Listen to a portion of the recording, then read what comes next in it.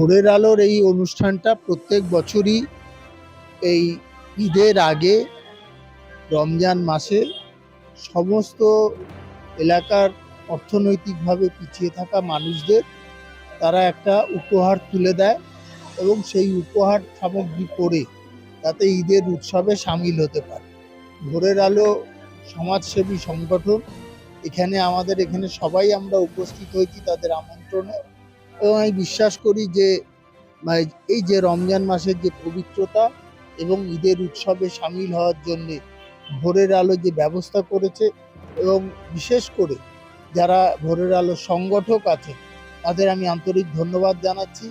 আর সমস্ত রোজাদার যারা আছেন তাদেরকে আমি আন্তরিক নমস্কার এবং আল্লাহর কাছে প্রার্থনা করি সকলের মঙ্গল হোক এবং এই মঙ্গলের মধ্য দিয়ে আমরা ঈদ উৎসবে সামিল হতে পারব। আমরা এই পবিত্র ঈদ উপলক্ষে সকল গরিব দুস্থ মানুষ, সকল সম্প্রদায়ের মানুষকে আমরা এই বস্ত্র দিয়ে সহযোগিতা করে থাকি।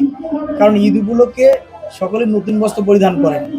এবার যেহেতু ধর্ম যার যার উৎসব সবার, সেই জন্য আমরা গরিব এবং সমাজে যারা পিছিয়ে পড়া মানুষ তাদের পাশে থাকার জন্য আমরা এই দীর্ঘ 10 বছর এখানে ভোরের আলোর পক্ষ থেকে আমরা মানুষের পাশে থেকে বিভিন্নভাবে সহযোগিতা করে থাকি। সারা বছর মানুষের পাশে থেকে কাজ করি এবং আগামী দিনেও মানুষের দোয়া আশীর্বাদ নিয়ে মানুষের পাশে থেকে কাজ করে যাব।